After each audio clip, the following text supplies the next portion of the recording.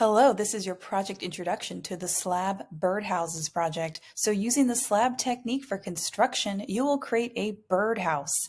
This house will include a roof and use several surface decoration texture techniques. And I'm going to be showing you some student examples, though you'll have access to a lot more examples later on. So the lesson objectives are to create a freestanding birdhouse made of slabs. You're using the slab technique for the construction of the house. You're using additive and subtractive surface decoration methods to embellish the house. And you're creating a blueprint and use templates to plan the sizes of slabs as well as to construct the birdhouse. So these are some examples here. You could create a very simple, straightforward birdhouse just like this. You can also create one that has a much more unusual roof. I've seen this is a student example here where the sides of the roof are much longer than the height than the sides of the house right here. But notice how the students used different surface decoration methods. We see impressions, we see piercings, we see use of appliques and carving and incising. Yes, you can make your birdhouse look very unique and different. It does not have to look like everybody else's birdhouse. This particular student, their birdhouse, they went totally non-traditional, right? The roof, it opens up right here for the roof. And your birdhouse can have a theme. This often makes it easier when you're creating the designs for your birdhouse. If there's a theme, that just kind of helps your mind focus on something. So this particular birdhouse here, the student focused on a Studio Ghibli theme. So yes, your birdhouse can have a theme. This will be planned during the planning stages. But keep in mind your birdhouse does not require a theme. Sometimes students like to focus on a theme because it just makes their work look a bit more unified. This student, who did a very fabulous job painting their birdhouse, right? They went for this like ocean kind of theme, but what's interesting is the roof is the water, and it does use all the surface decoration techniques that you have been learning about. It's also constructed using slabs. You can notice the use of impressions right here. Your roof for the birdhouse does not even have to be traditional. It can be covered with these shaped leaves, right? These are all handmade. Definitely makes the house look more unique. This student went crazy and added more than just 4 walls for their house. And they have a lot, definitely bigger piercings. This is the before, this is the after, and you can see how the student actually made 2 separate little houses and scored and slipped them together. So your birdhouse, the form can go many different ways, right? It can have a more curved roof. It could have very tall sides and a much shorter roof. What it cannot be is a house like this, where the construction is poor.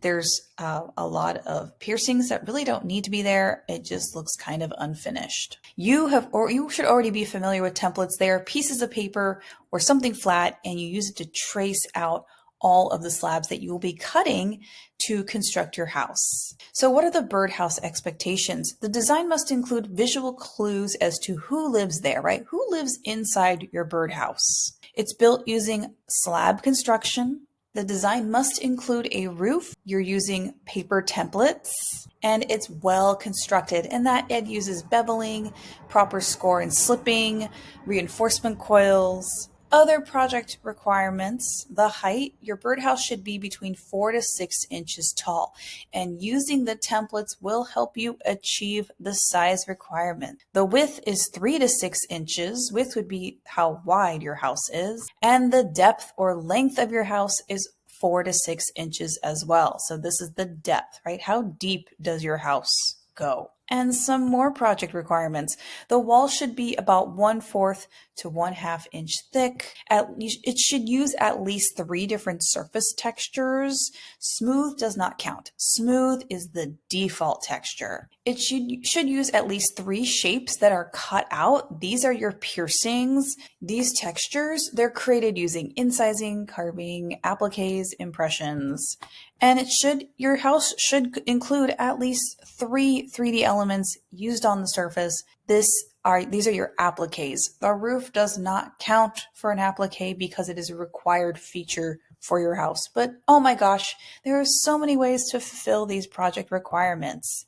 So moving on to creating a plan for your birdhouse, things to think about for your sketches. Who lives there? What visual clues can you include? What forms, templates will you use? And what details and textures do you need? And just keep in mind, your birdhouse will require textures. The details and textures, this is what makes the birdhouse look good. It may take more time to add these details, but the details are what makes your art pop. Be sure to look at the student examples to get great ideas. These are my expectations for your drawing plan of your slab birdhouse project. So on this paper, be sure to note the measurements for your slab pieces. If you forgot the project requirements, the sizes are listed right here. Be sure to use the entire space of this paper. Do not draw small. There is a back side to your project, your drawing paper as well. There's a back side. So on this front page, you're going to draw the front view of your birdhouse. You can draw the back view if you want to. However, I'm only requiring you to draw the front. Now on the back of your paper, this is where you're going to draw the side view of your house. If we were to look at your house on the side, what would we see? Now, if you're thinking of using a particular texture roller or a texture mat, go into the ceramic studio, get up out of your seat, and go and look, because you can reference that texture in your drawing. If you forgot what the surface decoration methods are, they're listed here. So incising creates texture, impressions create texture, carving, as well as appliques. So 4 of these techniques create texture. We can look at some past examples. So in this drawing here, I drew the front and the back because they're different designs. Keep in mind that your birdhouse will be painted. And in terms of the back paper, this was the side view of the house. This is a side view. This is a side view of the roof. And I also drew another design for the other side of the roof. For this design here, this is a front and back view. And then again, there's a side view. So everything I plan to include, I draw it on. So this is an actual student example here. There's a front and back view. And this student had a very long, tall roof and very short sides. So they put some notes there in their drawing.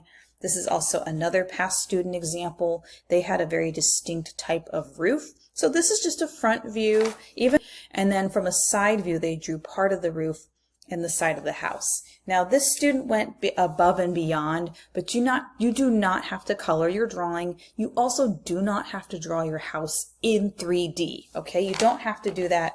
And there was their side view for their drawing of their house. Okay, so for your sketches, please use a ruler so you can get straight edges for the outlines of your house. Now, in terms of my example, this is an example of a house I did in the past. So for my sketch, I'm going to make a very simple design for my house. This is going to have the front. The front is going to the back of the house is going to be the same shape. There's the thickness of the roof. And if I were to draw a side view of my house, because it has 2 slabs for the roof, this is what I would see on the side. And that is a back view of my house. So in terms of a front view, again, you do not have to draw your house literally to scale. So if you're thinking of your house being 4 inches wide, you don't have to go nuts actually measuring it 4 inches wide. Now I'm going to draw a very typical 4-sided house with a pointy roof. So this is the first part. And then I'm drawing the front, and there is the pointy part of where the top of the roof is going to be. So this is a front view. And if I want to actually draw the thickness, now something to think about, do you want your roof to overhang off the sides of your house? That is something I may ask you to think about. With this, now I can add all of my designs on here. To draw the side view of this particular type of house, the side view is pretty easy. I would draw a rectangle for the roof, and then I would just make sure, do I want my roof to have some overhang? And then I would be sure to draw this space here. And then once I have this outline done, then I can do all my drawings on here. So remember, I do have this slideshow available in Canvas. It shows a lot of examples of birdhouses. Some of them have roofs just like this. This is very traditional, but there's also roofs with 4 slabs. So please take a look at the examples. I have they're all from a variety of years. Some of the houses do get more complicated, but when you look at them, just think about how many slabs did they use to actually construct these houses. But this gives you a lot of ideas.